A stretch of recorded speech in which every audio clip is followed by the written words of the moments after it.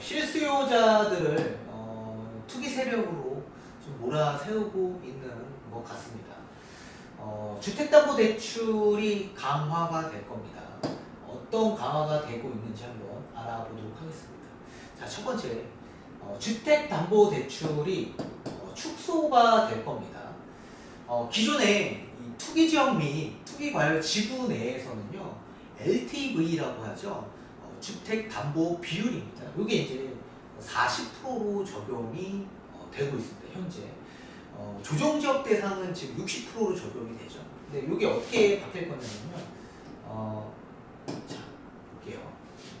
여기 어떻게 바뀔 거냐면 이제 시가 9억 기준으로 차등 적용시키겠다는 내용이에요. 쉽게 얘기하면 시가 매매금액 9억 이하인 경우에는요, LTV 담보대출이요 40%까지 그냥 기존대로 나올 겁니다. 근데 9억 초과인 경우에는요, LTV 20%로 축소시키겠다는 내용이에요. 20%. 굉장히 많이 축소시킨 거죠. 자, 그러면 쉽게 예를 들어서 한번 설명을 드릴게요. 투기지역 및 투기과열지구 내에 주택가격 14억짜리가 있습니다. 14억. 근데 이제 담보대출을 받으려고 해요. 매입하려고. 그러니까 기존 현행법은요, 14억에 40%를 적용시키다 보니까요, 주택담보대출이 5억 6천 정도가 발생이 됩니다. 근데 이게 이제 앞으로 어떻게 개선이 될 거냐면, 이 9억 이하는 LTV 40%까지 준다고 했죠. 14억 중에 9억 이하니까 9억은 40%로 기존대로 나오고요. 14억에 9억을 제외한 나머지 5억이죠. 이 5억은 초과분이죠. 9억 초과니까 20%로 적용시키겠다. 그러니까 따로따로 적용시키겠다라는 내용이에요. 이거를 합산하니까 담보대출이 약 4억 6천 정도가 발생이 됩니다. 약 1억 원 정도가 좀 덜 나오죠. 그러니까 이러다 보니까 사실 이 매매 금액이 이제 9억이 넘어가는 아파트들이 이제 많이 사실 질비해졌죠. 이제 대부분이 이제 다 시가 9억이 넘어가버립니다. 그러니까 이런 아파트를 매입하는 실수요자들은 사실 주택담보대출이 많이 축소가 되기 때문에 갈아타는 수요 또한 조금 힘들지 않았을까 그렇게 보여주고 있습니다. 아무튼 이게 2월 23일부터 적용이 될 것 같습니다. 그렇게 되고요. 자, 두 번째, 초고가 아파트에 대한 주택담보대출이 금지가 됩니다. 자, 이제는 고가 아파트는 서울에 이제 너무 많아졌어요. 너무 많아졌어요. 그래서 초고가 아파트를 규정하게 됩니다. 이 초고가 아파트는요, 시가 매매금액 15억 원을 초과하는 아파트를 초고가 아파트라고 규정을 하고 있습니다. 이 초고가 아파트, 자, 기존에는요, 투기과열지구 내에 다주택이라면 LTV 빵프로 나옵니다. 빵프로. 다주택자.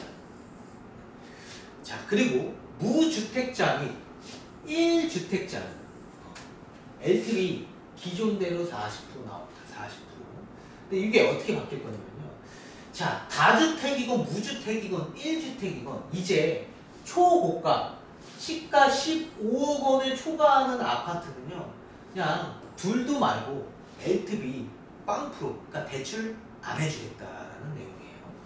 그러니까 이게 이제 뭐 가계대출 및 주택임대업, 매매업, 개인사업자, 법인 대출의 차주까지 다 적용시키겠다라는 내용입니다. 단 예외의 조항은 있어요.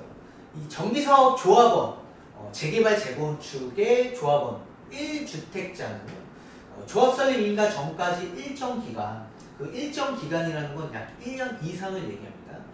실거주한 경우 등 불가피한 사유가 인정될 때에는 예외적으로 허용시키겠다는 내용이에요. 요것도 한 12월 17일부터 적용시키겠다는 내용입니다. 자, 세 번째, DSR을 관리 강화시키겠다는 내용이에요. DSR이라는 건 이제 총 부채 원리금 상환 비율입니다. 그래서 내가 내고 있는 총 원금 플러스 이자를 합산해서요, 이제 이 비율을 나타내는 건데 이게 총 40%까지 받을 수 이제 이 규정을 하고 있습니다. 시중은행에서.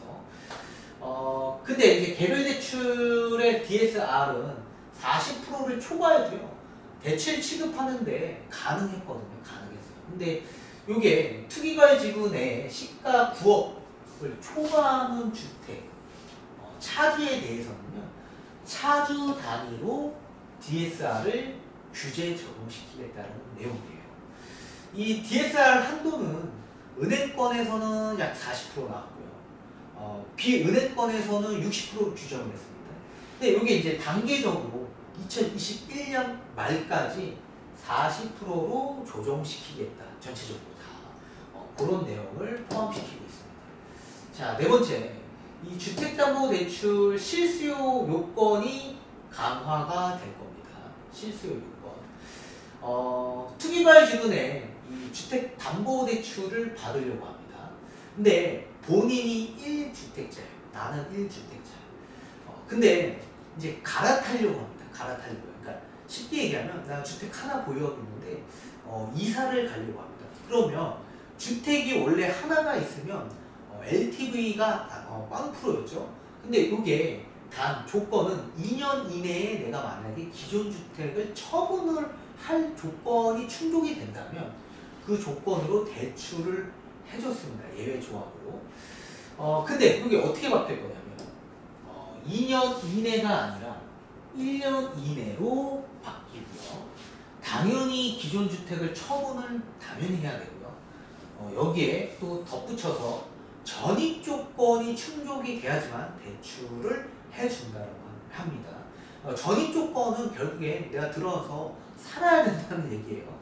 뭐 실수요자들은 뭐 여기에서는 무방할 겁니다. 근데 단 본인이 전월세에 살고 똘똘한 아파트를 보유하고 있다면, 그러니까 투자로 보유하고 있다면 전입 조건이 충족되기 좀 어렵겠죠. 그런 분들은 사실 담보대출이 나오기에는 어렵다. 이제는 어렵다.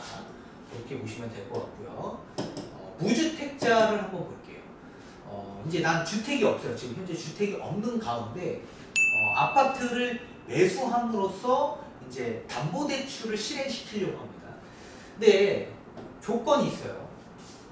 공시가격 9억이 초과되는 아파트를 내가 만약에 주택을 구입을 한다라고 한다면 2년 이내에 전입 조건을 해야지만 담보대출을 해줬습니다. 근데 이게 어떻게 바뀔 거냐면 이 공시가격이 아니라 시가 9억으로 바뀌었습니다. 시가 9억. 그래서 공시가격이 아닌 매매금액 9억으로 바뀌었고요. 그래서 1년 이내에 전입 조건으로 또 바뀌었습니다. 그래서 2년이 아니라 1년 이내로 전입을 해야지만 이 무주택자한테도 담보대출을 해주겠다라는 내용입니다.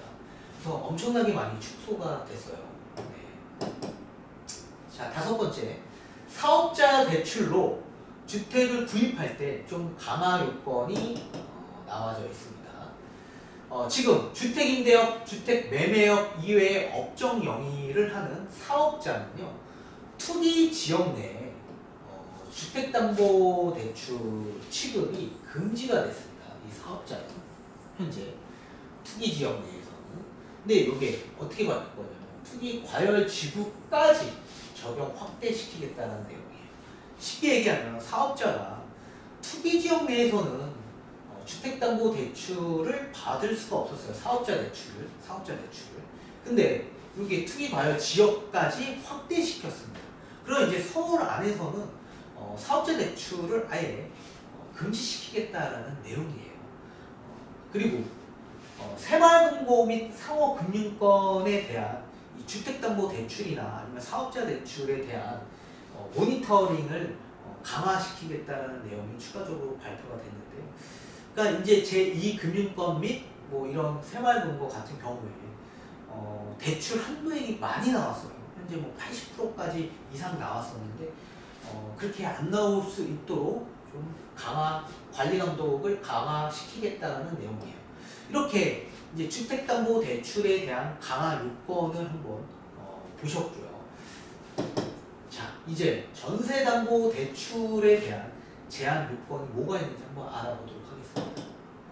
자, 첫 번째, 전세대출 보증에 대한 제한이 조금 들어갈 것으로 보여지고 있어요. 쉽게 얘기하면 전세대출의 차주 받는 분이요, 시가 9억이 넘어가는 주택을 구입하거나 보유 시에 주택금융공사나 허브에 대한 전세담보대출이 제한이 됐었습니다. 근데 서울보증보험은 가능은 해요. 아직까지는. 근데 이게 조금 제한될 수 있도록 요청시키겠다는 내용이 추가적으로 발표가 됐습니다. 아무튼 서울보증보험에서는 시가 9억이 넘어가는 아파트를 구입하거나 보유하더라도 아마 그래도 가능은 할 것 같아요. 자, 두 번째, 전세대출 받은 후에 신규 주택을 매입할 때요, 좀 제한을 뒀습니다. 쉽게 얘기하면 금융회사는 전세대출 만기 시에요, 차주의 이 전세대출을 받은 분이죠, 그 분의 주택 보유를 확인한 이후에요, 다주택이라면 전세대출 보증 만기 연장을 제한시켰습니다. 쉽게 얘기하면 재연장 못하게끔 제한을 뒀다라는 얘기예요. 다주택자라고 한다면. 근데 이게 어떻게 바뀌냐면, 차주가 전세대출을 받은 이후에 시가 9억이 넘어가는 초과가 되는 주택을 매입하거나 또는 2주택 이상을 보유할 경우에는요, 전세대출을 회수시키겠다. 이제는 둘도 말고 제한도 아닌 아예 뺏어버리겠다는 내용이에요. 근데 다만 불가피한 전세 수요로 인해 전세대출이 필요하다라고 한다면 보증을 좀 유지시키도록 예외 조건을 두기는 했습니다. 아무튼 이게 2020년 1월 정도에 적용을 시킬 것 같습니다. 이렇게 전세대출도 좀 제한을 두는 이 대출 강화 대책이 나왔는데요. 아무튼 담보대출을 받건 전세대출을 받건 이제는 시가 9억이 넘어가는 이 주택은 받기는 좀 어려워질 거다라고 보여지고 있고요. 실수요자뿐만 아니라 본인이 이제 전월세 살고 똘똘한 아파트 한 채 가지고 있는 분 또한 전세 대출 또는 담보대출을 받기에는 좀 어려워지지 않았나, 그렇게 보여주고 있습니다. 아무튼 이제 실수요자층까지 이 투기 세력으로 몰아세우는 이 정부 대책이 참 아이러니합니다. 아무튼 이러한 규제 정책으로 집값을 잡는다는 건 굉장히 무리가 있다. 결국엔 공급과 수요, 이 수급의 원리의 형태로 인해서 시장 경제는 돌아가게 되고 가격은 산정되게 됩니다.